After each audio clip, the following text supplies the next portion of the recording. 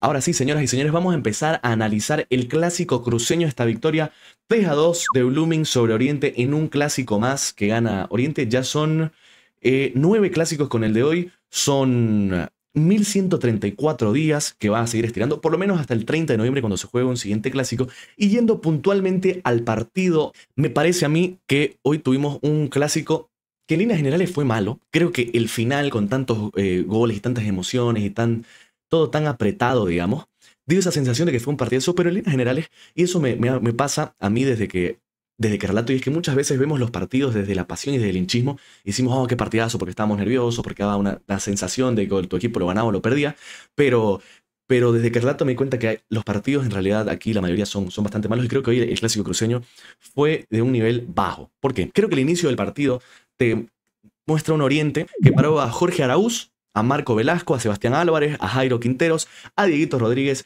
a Verdecio, a Víctor Cuellar, Chalá, Salvatierra, Bastoflor y Gilbert Álvarez. Mientras que Blooming jugó con Braulio Araezaña, Enumbá, Valverde, Echevarne, Justiniano, Alanis, Espenjay, Badalá, Centella, Menacho y Franco Pose. Oriente planteó un inicio del partido en el cual trató de eliminar el juego de Blooming y tratar de encimarlo bien arriba. A partir de ahí creo que esos primeros 10 minutos hasta la expulsión de Verdecio, lo Oriente había sido bueno en el sentido de no dejemos jugar a Blooming, porque tampoco es que le había llegado. Y Blooming tampoco había llegado porque era muy temprano en el partido todavía.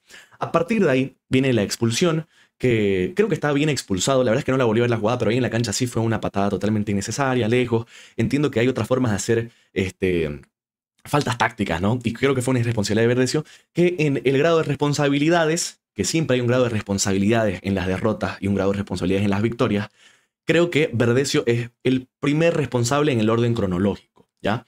A partir de ahí, Oriente obviamente tiene que cambiar la forma y ahí surge la figura de Kevin Salvatierra. ¿Por qué voy a nombrar a Kevin Salvatierra? Porque creo que el partido de Kevin Salvatierra hoy fue muy bueno. Obviamente no se va a ponderar tanto porque el resultado no lo acompañó, pero obviamente ya cuando se da la expulsión, que el partido se reanuda más o menos del minuto 16, cambia la forma en la que ya Blooming empieza a jugar más sobre campo Oriente porque Oriente retrocedió entendiendo que tenía un jugador menos y tenía que cuidar más los espacios.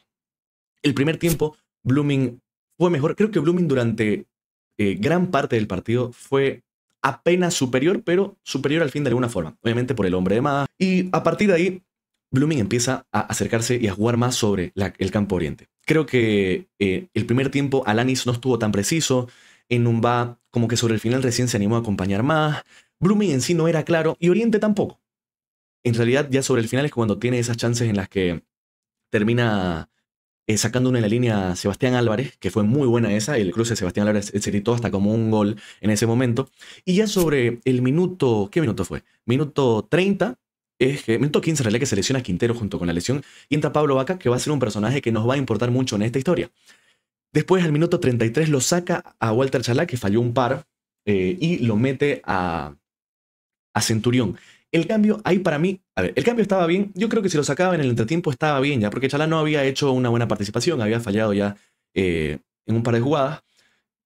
Pero aquí entra la figura del técnico. Álvaro Peña es muy impulsivo. ¿Por qué es muy impulsivo? Y lo que va a pasar después me va a dar la razón. Porque él quema primero la ventana de cambio obligada para que entre Pablo Vaca y salga Quintero, y después la ventana de Centurión para que entre Centurión y salga Chalá. Es decir, en el fútbol tenés 5 cambios, es correcto, pero tenés 3 ventanas. Usó 2 solamente en el primer tiempo. Y ahí creo que se equivocó porque después Oriente ha tenido un problema físico durante todo el año. Oriente ha tenido un problema de que no logra acabar los partidos bien y mucho menos con 10 hombres. Así que ahí creo que en esa impulsividad que tiene, Álvaro Peña, termina costándole ya más sobre el final del partido. Así que creo que en el primer tiempo, obviamente, el cambio parece que le da la razón de que entre Centurión porque él fabrica el penal, él mete el penal y creo que Centurión sí hizo un buen partido. Y Oriente se va con una ganancia seguramente impensada para algunos cuando hubo la expulsión, pero con una ganancia de 1-0, una ventaja que era tal vez un poco más de lo que se esperaba en el primer tiempo por cómo se dio. Aquí me dice, no sé si se equivocó, Centurión entró bien. Yo estoy de acuerdo que Centurión entró bien, pero ya había quemado la ventana de cambios de la lesión de Quinteros para que entre Pablo Vaca. En lo que se equivoca es que él no está proyectando en el segundo tiempo, estoy con 10 hombres, me voy a quedar mermado físicamente, voy a necesitar meter más cambios. Creo que el error está en no ser estratégico y ser impulsivo. Y en el segundo tiempo Oriente empieza mucho mejor. Oriente empieza, juega cerca del arco de Urezaña, da esa sensación, pero tampoco es que le generó muchas claras. Y en esos primeros 15 minutos en los que Oriente es mejor en cuanto a estoy jugando más en campo rival, pero tampoco le generaba mucho peligro. Y viene el gol de Badalá, que es un error de Pablo Vaca. Que Pablo Vaca es un jugador con muchísimas condiciones, con muy buenas características, pero que últimamente todas las que son, no voy a decir no importantes, pero las de menor relevancia, las hace bien. Y las que importan, porque siempre en las jugadas puntuales él se equivoca, y se equivoca en el primer gol. Se lo empata, en ese momento Blooming crece demasiado, Blooming lo empieza hasta a atropellar a Oriente, parecía que en cualquier momento lo volcaba Blooming en ese tramo del partido. Pero rápido aparece Dieguito Rodríguez en una muy buena jugada, que es como que parecía que se complicaba, y parecía que giraba, o sea, parecía que la perdía, y mete un muy buen gol que adelanta otra vez a Oriente. Y ya ahí vuelve a tomar el control Blooming, y creo que hoy Blooming jugó como con paja. Hoy yo sentí que Blooming le dio paja, sobre todo como que el primer tiempo, y cuando vio, porque hoy siento que la superioridad de Blooming por sobre Oriente es tanta que hoy Blooming salió el primer tiempo como que con la actitud de, ¿sabes qué? Por último, acelero un ratingo y lo gano. Y fue así. Porque hoy Blooming ganó de la mejor manera posible para un hincha. Digamos. El técnico obviamente debe estar feliz, pero todas las cosas que del primer tiempo de Blooming hoy y gran parte del segundo tiempo, hoy Blooming estuvo lejos de ese Blooming que fue muy bueno durante todo el año. Pero que, o sea, yo me imagino a los Blooministas y hablaba con un Bloominista que me decía, hoy Blooming no jugó nada y ganó. Y eso es lo más bonito. Y es que creo que hay dos formas hermosas de ganar en el fútbol. Goleando, pero es mucho más hermoso ganar jugando mal tu clásico. ¿Entendés? Y, y ahí, cuando Oriente lo empieza a ganar, y ya sobre el final del partido, yo decía constantemente en el relato, Oriente se está quedando físicamente, Oriente se está quedando físicamente, y Oriente se quedó físicamente. Y los últimos cambios que metió, para mí no fueron acertados. Yo no sé por qué lo saca Bastoflor, incluso por un tema físico, aunque él hubiera estado mal, lo hubiera dejado porque te genera una preocupación más. Cuando lo mete a Galvez, porque para mí Galvez no es un chico que esté listo todavía, y mucho menos para un clásico. Bueno, y en el segundo tiempo, cuando Oriente se queda físicamente, lo mete al Chico Bonilla, lo mete a Galvez y lo mete al Churri Cristaldo, que el Churri Cristaldo creo que es un jugador que ya está más de salida. Creo que está muy mal físicamente, hoy pegó 3 piques y ya no daba más. Y ahí es cuando Blooming empezó a aprovechar primero el error en la toma de marcas, porque ya no fue la primera vez, la primera igual había hecho una similar al gol antes, y Oriente no tomó recaudos en eso. Blooming le volvió a hacer la misma jugada y se lo empata ya sobre el final. Y yo creo que ahí Oriente como que ya, por ese afán, porque hoy la presión, hoy para mí, o sea, el empate, perdón, para Blooming era una victoria simbólica en el sentido de mantiene la racha. En ese sentido de Oriente como que lo iba a buscar como podía, físicamente ya no daba, estaba con 10, era muy complicado el panorama para Oriente. Y viene este pelotazo, que es un pelotazo que no tenía tanto peligro, ¿entendés? Así que ahí en esa complicación le gana la espalda a Pablo Vaca, sale Manotas Araúz, mide mal el pique y Pablo Vaca después, o sea, el responsable general de esta derrota es Pablo Vaca, porque es culpable directo de por lo menos un gol y culpable compartido por lo menos en el segundo junto con Manotas Araúz. Y me parece a mí que hoy se desnudó las falencias de Oriente todo el año, que había hecho un muy buen partido hasta el minuto 70 más o menos, ponele.